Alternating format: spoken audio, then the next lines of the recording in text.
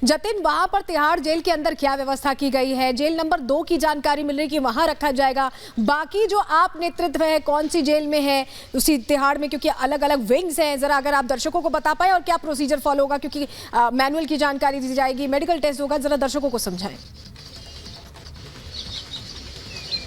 आज बिल्कुल देखिए, जो जानकारी मिल रही है कि अरविंद केजरीवाल तिहाड़ जेल की जेल नंबर 2 में रहेंगे। हालांकि जेल नंबर 2 में पहले सत्येंद्र जैन को रखा गया था, उसके बाद उन्हें 7 नंबर जेल में शिफ्ट कर दिया गया। जब संजय सिंह की गिरफ्तारी की गई तो जेल नंबर 2 में ही संजय सिंह को रखा गया था, जिसके बाद अब उन्हें जेल नंबर 5 में शिफ्ट कर दिया गया है और जेल नंबर 1 में मनीष सिसोदिया को रखा गया है। तो यानी कि आम आदमी पार्टी के जो एक तरीके से मुखिया है अरविंद केजरीवाल, उन्हें उनके लिए जेल नंबर 2 तैयार कर दी गई है। जेल नंबर 2 में एक अलग सेल के अंदर अरविंद केजरीवाल को रखा जाएगा। उस सेल में किसी को भी आने की इजाजत नहीं होगी। हालांकि ऑर्डर कॉपी का इंतजार अभी जेल प्रशासन कर रहा है। उस ऑर्डर कॉपी में जो जो रियायतें देने की बात क्योंकि अरविंद केजरीवाल के वकीलों द्वारा की गई थी, चाहे वो टेबल कुर्सी देने की बात हो, दवाइयां देने की बात हो, 3 किताबें उन्हें देने की बात हो, ऑर्डर कॉपी में जो जो कोर्ट से डायरेक्शन होंगे वो सब उन्हें जेल नंबर 2 की जो सेल अलॉट की गई है उसके अंदर दिया जाएगा। सिक्योरिटी पॉइंट ऑफ व्यू से जब हम बात करते हैं तो जेल प्रशासन ने जेल नंबर 2 के उस सेल को पूरे तरीके से आइसोलेट कर दिया गया है, उसको सैनिटाइज किया गया है। साथ ही आपको बता दें कि सीसीटीवी कैमरे जेल के अंदर और जिस सेल के बाहर सीसीटीवी कैमरे लगाए गए हैं, ताकि सीसीटीवी के बिल्कुल सीसीटीवी कैमरे भी लगाए जाएंगे, निगरानी भी रखी जाएगी और ऐसी कई चीजें जिनकी मांग अरविंद केजरीवाल के द्वारा की गई है। जतिन और नाम का बहुत शुक्रिया आपका तमाम जानकारी के लिए। आगे बढ़ेंगे, लोकसभा चुनावों की बात करेंगे, जहां जानकारी ये मिल रही है कि समस्तीपुर से एलजेपी ने अपने उम्मीदवार के नाम का ऐलान कर दिया है और यहां सामवी चौधरी को टिकट दे दिया गया है। तो ये बड़ी जानकारी मिल रही है चुनाव से जुड़ी हुई, जहां सामवी चौधरी को एलजेपी ने अपना उम्मीदवार घोषित कर दिया है और इसी के साथ उन्हें टिकट दिया है समस्तीपुर से। दिल्ली यूनिवर्सिटी की वो छात्रा रह चुकी है सामवी और अब उन्हें टिकट दिया गया है। उनसे बात की हमारे वरिष्ठ सहयोगी प्रकाश जी ने, क्या कुछ कहा उन्होंने, आपको सुनवाते हैं।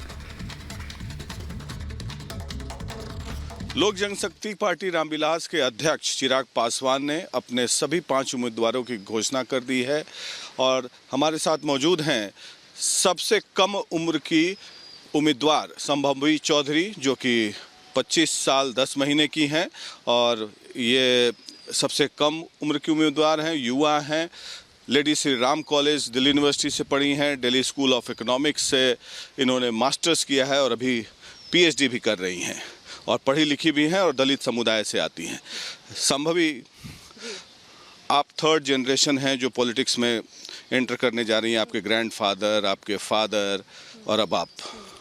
तो क्या इतनी कम उम्र में आप क्या पहले से ये सपना संजोई हुई थी कि आपको पॉलिटिक्स में आना है और क्यों?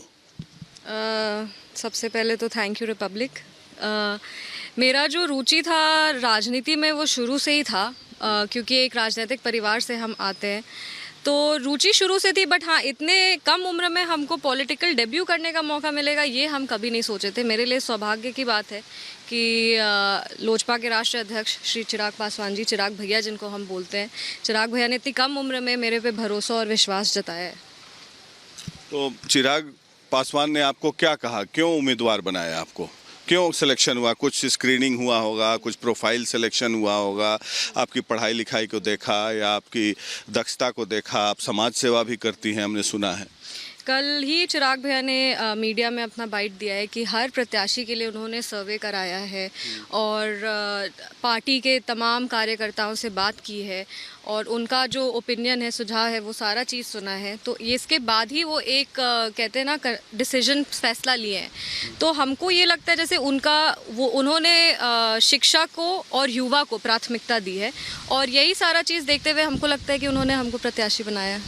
तो आप यंग हैं, तो आप अपने वोटर में, आपके यहाँ चुनाव है मई में है, तो इस दौरान कैंपेनिंग करने जाएंगी आप, तो आपके मुद्दे क्या होंगे? हमारे पार्टी का एक विज़न है और हमारा पार्टी ये मानता है कि जाति अपने में युवा अपने में एक जाति है और महिला अपने में एक जाति है। तो युवा और महिलाओं का जो समीकरण है उसको लेके आगे बढ़ना है और हर वर्ग के लोग के लिए समस्तीपुर में काम करना है। मेरा कोई ऐसा रिस्ट्रिक्टिव माइंड नहीं है कि हमको इस वर्ग के लिए काम करना, हमको उस वर्ग के लिए काम करना। मेरा प्रायोरिटी एक होता है दिमाग में, तो हम क्योंकि एक महिला हैं, हम जानते हैं कि एक महिलाओं की परिस्थितियाँ अभी क्या हैं, तो वो सारे चीज़ को लेके हम आगे बढ़ रहे हैं। दलित, महादलित, पिछड़े, अति पिछड़े, हर वर्ग के लोग के लिए काम करना है, समस्तीपुर के लिए काम करना है और आने वाली पीढ़ी के लिए एक नया समस्तीपुर तैयार करना है। वहीं बिहार में इंडी गठबंधन में सीट बंटवारे के बावजूद पप्पू यादव नाराज ही नजर आ रहे हैं। राजद के खाते में जब से पूर्णिया सीट गई है, बार बार पप्पू यादव कह रहे हैं कि वो सीट वो नहीं छोड़ना चाहते और अब ये जानकारी मिल रही है कि निर्दलीय उतर सकते हैं। पूरी स्टोरी आपको इस रिपोर्ट के जरिए समझाते हैं।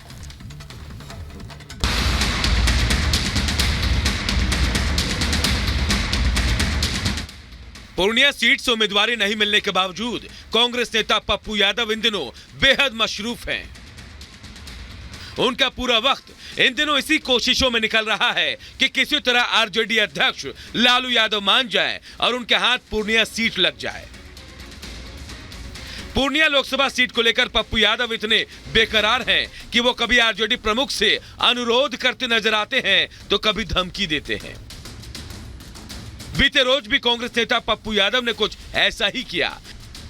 उन्होंने सोशल मीडिया पर पोस्ट करते हुए लिखा, देश भर में फैले पूर्णिया लोकसभा क्षेत्र के साथ ही मेरे जन नामांकन में शामिल होना चाहते हैं। उनकी सुविधा के लिए पूर्णिया की महान जनता द्वारा प्रस्तावित नामांकन तिथि 2 अप्रैल की जगह अब 4 अप्रैल हो गया है। आप सब इसमें शामिल हो, आशीष दे।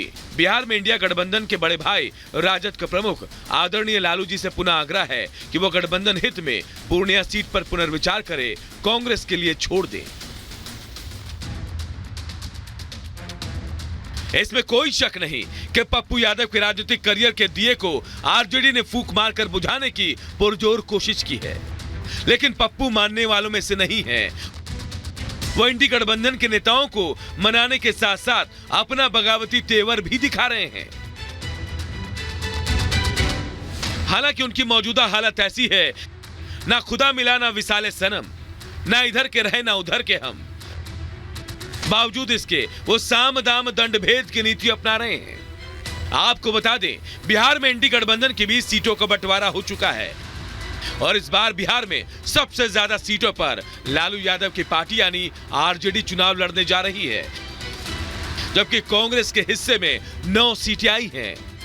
आंकड़ों के हिसाब से देखें तो आरजेडी को 26 सीट, कांग्रेस को 9 सीट, सीपीआई-एमएल को 3 सीट, सीपीआई को 1 सीट, सीपीएम को 1 सीट पर लड़ाया जा रहा है। आंकड़ों की इसी बाजीगरी में पप्पू यादव फंस गए। उन्होंने पूर्णिया से कांग्रेस के टिकट पर चुनाव लड़ने के इरादे के साथ अपनी पार्टी का विलय तो कांग्रेस में कर दिया, लेकिन पूर्णिया सीट को लेकर जो ख्याली पुलाव उन्होंने दिल में पाला था, आरजेडी ने उनके ख्याली पुलाव पर रायता फैला दिया और जदयू छोड़कर आरजेडी में आई बीमा भारती को पूर्णिया सीट से टिकट दे दिया। और उस पर से मुसीबत ये भी कि बिहार में कांग्रेस इस हैसियत में भी नहीं कि वो आरजेडी के साथ पूर्णिया सीट पर बार्गेनिंग कर सके। शायद इसका एहसास पप्पू को भी है, इसीलिए पप्पू यादव कभी बगावती तेवर दिखा रहे हैं तो कभी लालू को मनाने के लिए पलक पावड़े बिछा रहे हैं। हम अपने नेतृत्व से पहले ही हमने सारी बात बता दी है और मैं आज भी कह रहा हूँ, दुनिया छोड़ देंगे, पूर्णिया ना छोड़े। न तड़पने की इजाजत है न फरियाद की है, घुट के मर जाएं यही मर्जी मेरे सयाद यानी शिकारी की है। पूर्णिया सीट को लेकर आसक्त हो चुके पप्पू यादव की हालत इन दिनों यही है और विडंबना यह है कि इस हालत के सबसे बड़े जिम्मेदार खुद पप्पू यादव ही हैं। बहरहाल पप्पू यादव पूर्णिया सीट से निर्दलीय चुनाव लड़ने का इशारा कर चुके हैं। देखना यह है कि पप्पू वहां कमाल करते हैं या अपनी चाल से इंडी की चाल बिगाड़ते हैं।